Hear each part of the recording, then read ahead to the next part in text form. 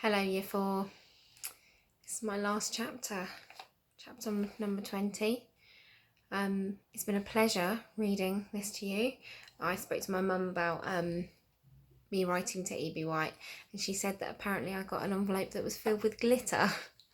So I just don't remember that. How amazing is that? So I'm still going to see if I can dig it out at some stage. But it's been a real pleasure to read to you. I've enjoyed this book so much. I wish I could be reading it to you in person. I bet you are so excited to find out who your new teacher is. You find out this week. It's very exciting. In Year 5. And I will see you then. Anyway, chapter number 20, The Hour of Triumph. Special announcement, said the loudspeaker in a pompous voice.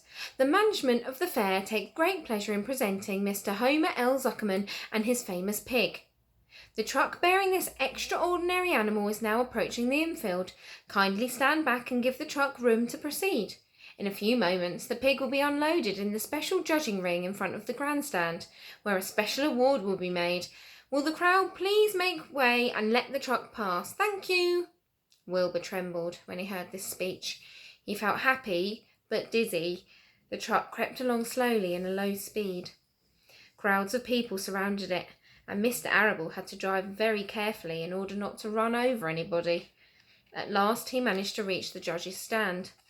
Avery jumped out and lowered the tailgate. I'm scared to death, whispered Mrs. Zuckerman. Hundreds of people are looking at us. Cheer up, replied Mrs. Arable. This is fun. Unload your pig, please, said the loudspeaker. All together now, boys, said Mr. Zuckerman. Several men stepped forward from the crowd to help lift the crate. Avery was the busiest helper of all. Tuck your shirt in, Avery, cried Mrs. Zuckerman, and tighten your belt. Your pants are coming down. Can't you see I'm busy? Replied Avery in disgust. Look, cried Fern, pointing. There's Henry. Don't shout, Fern, said her mother, and don't point. Can't I please have some money? Asked Fern. Henry invited me to go on the Ferris wheel again, only I don't think he has any money left. He ran out of money. Mrs. Arable opened her handbag. Here, she said. Here is 40 cents. Now don't get lost, and be back at our regular meeting place by the pig pen very soon. Fern raced off, ducking and dodging through the crowd in search of Henry. The Zuckerman pig is now being taken from his crate, boomed the voice of the loudspeaker. Stand by for announcements.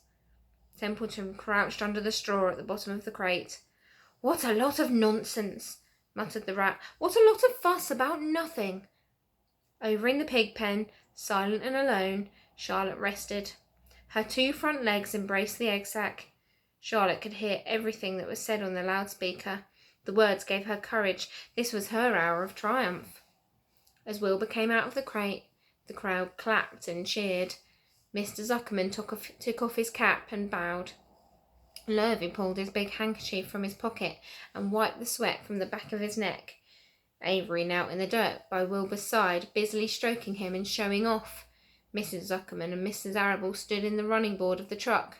Ladies and gentlemen, said the loudspeaker, we now present Mr. Homer L. Zuckerman's distinguished pig.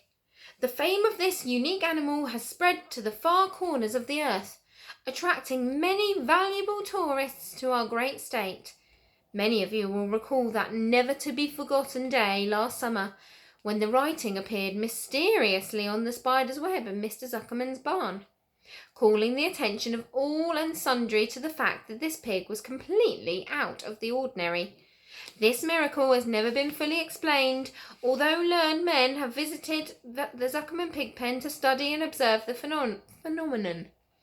In the last analysis, we simply know that we are dealing with supernatural forces here, and we should all feel proud and grateful. In the words of the spider's web, ladies and gentlemen, this is some pig. Wilbur blushed. He stood perfectly still and tried to look his best. This magnificent animal, continued the loudspeaker, is truly terrific. Look at him, ladies and gentlemen. Note the smoothness and whiteness of the coat. Observe the spotless skin, the healthy pink glow of ears and snout. "It's the buttermilk," whispered Mrs. Arable to Mrs. Zuckerman. "Note the general radiance of this animal. Then remember the day when the word radiant appeared clearly on the web. Whence came this mysterious writing? Not from the spider, we can rest assured of that. Spiders are very clever at weaving their webs, but needless to say, spiders cannot write." "Oh, they can't, can they?" murmured Charlotte to herself.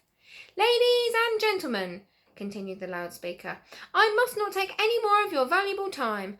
On behalf of the governors of the fair, I have the honour of awarding a special prize of $25 to Mr. Zuckerman, together with a handsome bronze medal suitably engraved in token of our appreciation of the part played by this pig, this radiant, this terrific, this humble pig, in attracting so many visitors to our great county fair." Wilbur had been feeling dizzier and dizzier through this long complimentary speech.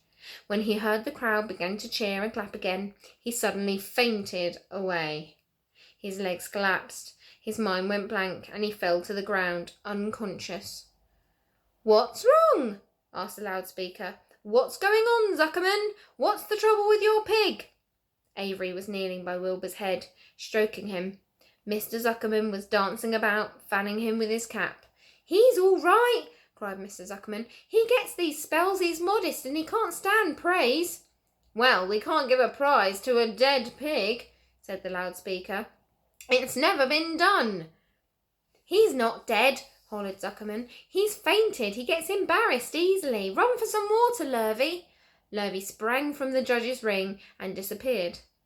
Templeton poked his head from the straw. He noticed that the end of Wilbur's tail was within reach.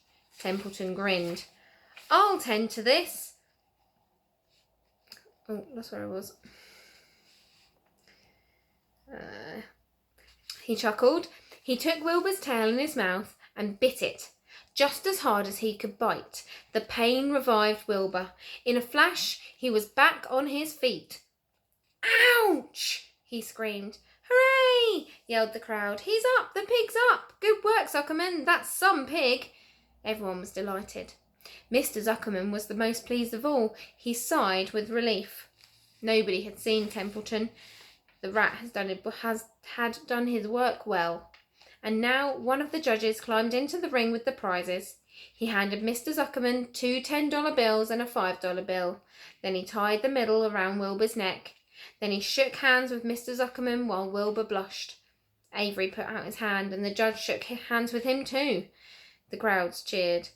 A photographer took Wilbur's picture. There they are, receiving the prize, having a photo taken.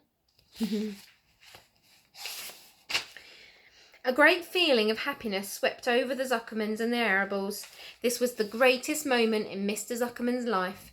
It is deeply satisfying to win a prize in front of a lot of people. As Wilbur was being shoved back into the crate, Lurvy came charging through the crowd, carrying a pail of water. His eyes had a wild look. Without hesitating a second, he dashed the water at Wilbur. In his excitement, he missed his aim, and the water splashed all over Mr. Zuckerman and Avery. They got soaking wet. "For goodness sake!" bellowed Mr. Zuckerman, who was really drenched. "What ails you, Lurvy? Can't you see the pig is all right?" "You asked for water," said Lurvy meekly. "I didn't ask for a shower," said Mr. Zuckerman. The crowd roared with laughter. Finally, Mr. Zuckerman had to laugh too, and of course Avery was tickled to find himself so wet, and he immediately started to act like a clown. He pretended he was taking a shower. He made faces and danced around and rubbed imaginary soap under his armpits. Then he dried himself with an imaginary towel. "Avery, stop it!" cried his mother. "Stop showing off!" But the crowd loved it. Avery heard nothing but the applause. He liked being a clown in a ring, with everybody watching, in front of the grandstand. When he discovered there was still a little water left in the bottom of the pail, he raised it high in the air and dumped the water on himself and made faces. The children in the grandstand screamed with appreciation. At last things calmed down. Wilbur was loaded into the truck, Avery was led from the ring by his mother and placed on the seat of the truck to dry off. The truck, driven by Mr. Arable, crawled slowly back to the pig pen. Avery's wet trousers made a big wet spot on the seat. Well done, Wilbur. Well done, Charlotte, we should say. Anyway, it's been a pleasure, Year 4. And have a very, very safe summer if I don't see you before. I can't wait to see you all again.